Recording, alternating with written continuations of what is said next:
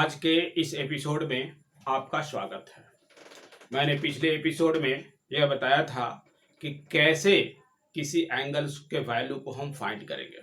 उसके लिए easiest method कौन सा है, उस मेथड को भी हमने बताया था और आज उससे रिलेटेड क्वेश्चन हम सोल्व करेंगे और साथ साथ ये भी देखेंगे कि कैसे हम किसी एंगल को फाइंड करते हुए किसी क्वेश्चन को सोल्व करेंगे। तो आइए देखते हैं क्वेश्चंस। यहाँ पर देखिए, जैसे ही आपका कुछ जो कोई प्रॉब्लम सॉल्व करना हो तो सबसे पहले आप अपने कॉपी पर सबसे ऊपर में ये दो फिगर ड्रॉ कर लेंगे। यहाँ पर देखिए, हमने भी ड्रॉ किया है। यहाँ पर triangle ABC right angle triangle है। यहाँ पर ये 45 डिग्री के लिए यहाँ पर 1, यहाँ पर 1 और ये √2। इसी तरह से ये 60 डिग्री है और ये 30 डिग्री के लिए यहाँ पर हमने एक ट्रायंगल ड्रॉ किया है। यहाँ पर अब इसी को बेस मान करके यहाँ पर हम यहाँ वैल्यू देंगे। यहाँ देखिए क्वेश्चन है sine 60 degree plus cos 30 degree, sine 60 degree into cos 30 degree plus cos 60 degree into sine 30 degree और इसका वैल्यू फाइंड करना है। तो सबसे पहले यहाँ पर साइन 60 डिग्री के लिए यहाँ पर देखिए p/h लिखा है यहाँ पर। तो साइन 60 डिग्री के लिए वैल्यू यहाँ पर लेंगे जिसमें बेस BD होगा और AD परपेंडिकुलर होगा यहाँ पर। तो p/h तब AD/AB इक्वल टू √3/2। इसी तरह से साइन 30 के लिए जब हमने p/h लिखा तो 30 चूंकि बेस AD होगा तो परपेंडिकुलर होगा P। तो यहाँ पर p/h है यहाँ पर, तो देखिए यहाँ पर BD और बाई AB होगा यानी 1/2। इसी तरह से cos 60 का भी 60 के फिगर से हमने निकाला और 30 के लिए 30 का फिगर से, और यहाँ पर वैल्यू आया। अब यहाँ पर हमने वैल्यू पुट किया। आप चाहे तो डायरेक्ट ये वैल्यू जो है बिना निकाले डायरेक्ट यहाँ पर इसकी वैल्यू पुट कर सकते हैं और इसे सोल्व कर सकते हैं। तो साइन 60 का वैल्यू देखिए √3/2 है यहाँ पर इंटू cos 30 का वैल्यू √3/2 है प्लस यहाँ पर cos 60 है तो cos 60 का वैल्यू 1/2 इंटू साइन 30, तो साइन 30 का वैल्यू है 1/2 और इस तरह से √3 इंटू √3 इज इक्वल टू 3 और 2 इंटू 2 इज इक्वल टू 4 और प्लस 1/4 और इस तरह से सोल्व किया तो इसका वैल्यू हमारा आया 1 और ये आपका हमारा आंसर हुआ। ये क्वेश्चन नंबर 2 देखिए, यहाँ पर 2 cos square 60 degree plus 3 sin square 45 degree minus 3 sin square 30 degree minus 2 cos square 90 degree. यहाँ पर 60 डिग्री के लिए हमने इस फिगर से वैल्यू फाइंड किया है। यहाँ पर दो फिगर बना हुआ है। यहाँ पर cos 60 इज इक्वल टू 1/2 हमने फाइंड किया है। इस तरह से sin 45 के लिए इस फिगर से हमने लिया है p/h यानी AB/AC यानी 1/√2 और sin 30 डिग्री के लिए यहाँ पर p/b तो p/h यहाँ पर p है BD और बाई AB है 1/2 और cos 90 के लिए 0 हम जानते हैं। तो इस तरह से आप इसका वैल्यू हमने पुट किया और पुट करने के बाद जब इसे सोल्व किया तो सोल्व करने के बाद यहाँ पर देखिए ये वैल्यू आया हमारा 5/4 और इस तरह से ये हमारा आंसर हुआ 5/4। यहाँ देखिए क्वेश्चन नंबर 3 में है, यहाँ if a is equal to 45 degree verify that sin 2a equal to 2 sin a into cos a। यहाँ पर तो सॉल्यूशन में LHS से हमने लिया है LHS equal to sin 2a।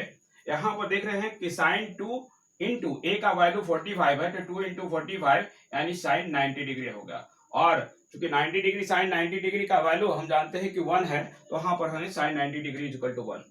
फिर हमने RHS लिया है यहाँ पर 2 sin a into cos a, 2 sin a के स्थान पर हमने 45 दिया तो sin 45 degree into cos 45 degree.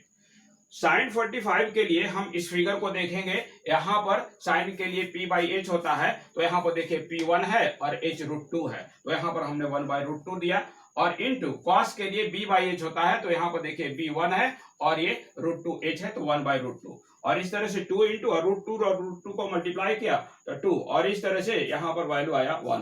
तो देख रहे हैं कि LHS में भी 1 है और RHS में भी 1 है। इस तरह से LHS equal to RHS proved. यहाँ देखिए क्वेश्चन नंबर 4 में यहाँ है if a equal to 60 degree b is equal to 30 degree verify that sin a plus b equal to sin a into cos b plus cos a into sin b। यहाँ पर verify करना है तो सबसे पहले हमने सॉल्यूशन में LHS में लिया sin a plus b। a का 60 डिग्री है और b का 30 यानी 60 plus 30 is equal to 90 degree और हम जानते हैं कि sin 90 degree is equal to 1 तो हमने यहाँ पर लिखा 1। अब RHS में यहाँ पर देखिए साइन ए है into cos B plus cos A into sine B, यानी साइन ए का वैल्यू 60 तो sine 60 into cos 30 plus cos 60 into sine 30।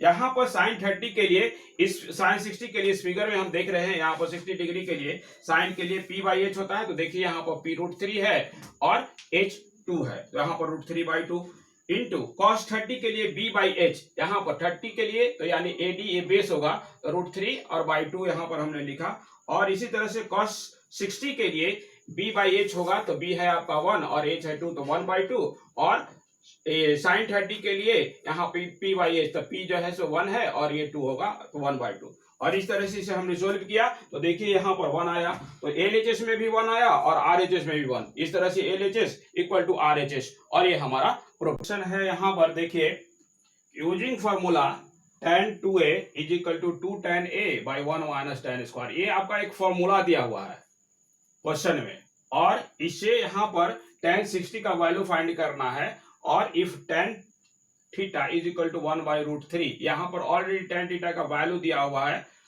यहाँ पर 1/√3, सॉरी यहाँ पर tan 30 डिग्री है, यहाँ tan 30 डिग्री का वैल्यू है 1/√3।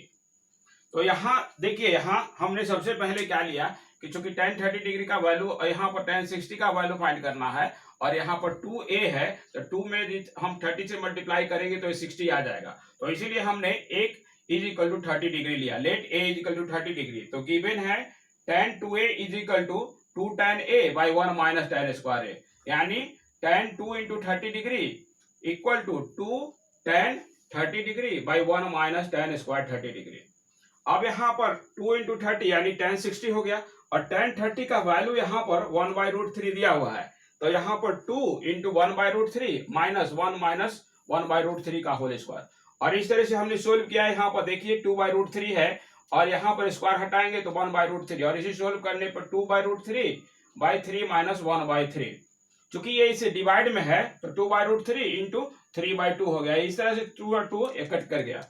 यहाँ पर देखिए यहाँ 3 है तो 3 को हम √3 इंटू √3 लिख सकते हैं, तो यहाँ हमने लिखा है √3 इंटू √3 बाई √3, और इस तरह से √3 और √3 कैंसिल हुआ तो आपका √3 आया, तो यहाँ पर tan 60 इज इक्वल टू √3, और ये हमारा आंसर हुआ। क्वेश्चन नंबर 6 में यहाँ पर देखिए in right angle triangle ABC, angle B आपका 90 डिग्री है, angle A 30 degree and AC is equal to 20 centimetre, तो हमें फाइंड करना है BC और AB। तो सबसे पहले हमने एक राइट एंगल ट्रायंगल बनाया है, यहाँ पर देखिए यहाँ पर A 30 डिग्री है, A लिखा हमने, और AC आपका A 20 सेंटीमीटर है यहाँ पर। अब यहाँ हम लोग देख रहे हैं यहाँ की हमें फाइंड क्या करना है और गिवन क्या है। जैसे यहाँ पर देखिए H आपका गिवन है, H गिवन है, और BC हमको फाइंड करना है, यानी BC P है और H है, तो हम पता करेंगे कि P और H से रिलेटेड कौन सा रेशियो है। तो हम जानते हैं कि P और H से रिलेटेड है साइन, तो हमने यहाँ पर चूंकि 30 डिग्री है तो थीटा के स्थान पर 30 देंगे, तो sine 30 is equal to P by H।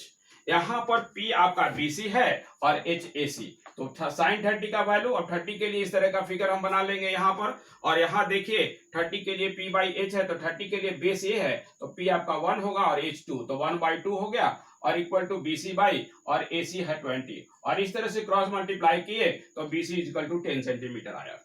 इसी तरह से जब हमको AB फाइंड करना है तो H आपका पहले दिया हुआ है और B फाइंड करना है, तो यहाँ पर यानी AC यानी H और B यदि दिया हुआ है तो H और B से कोई हम रिलेशन देखेंगे कि किस रेशियो का रिलेशन जो है आपका B और H से है। तो चूंकि हम जानते हैं कि cos का रिलेशन B और H से है तो यहाँ पर हम cos 30 लिखेंगे, तो cos 30 is equal to B by H, और यहाँ पर AB है और AC, यहाँ पर हमने AC का वैल्यू पुट किया 20, और यहाँ पर cos 30 के लिए यहाँ हम देखेंगे इस फिगर में 30 के लिए चूंकि B बाई H होता है तो यहाँ पर √3/2, और यहाँ पर cos 30 का वैल्यू हमने √3/2 लिखा, और यहाँ 2 और 30, तो 2 को 20 से हम काट सकते हैं, 2 को 2 से 20 को, तो यहाँ 10, और क्रॉस मल्टीप्लाई जब हम करेंगे तो AB इज इक्वल टू √3। तो इस तरह से आप देख रहे हैं कि यहाँ पर BC is equal to 10 centimetre और AB इज इक्वल टू 10√3, और ये हमारा आंसर।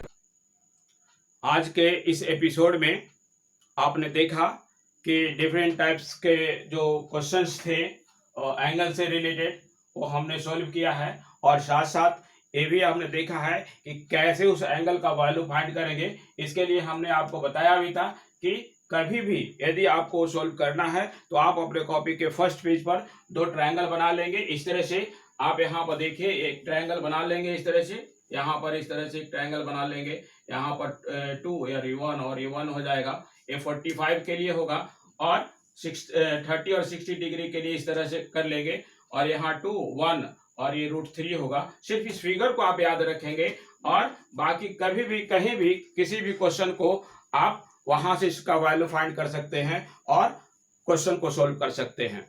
तो इस तरह से ये जो मेथड है वो बहुत ही इजी है और कहीं भी याद करने की कोई जरूरत नहीं है। आपको याद करना है सिर्फ इस फिगर को। इस फिगर को यदि आप याद रखेंगे तो आपका आसानी से किसी भी समय किसी भी क्वेश्चन के लिए वैल्यू आप फाइंड कर सकते हैं।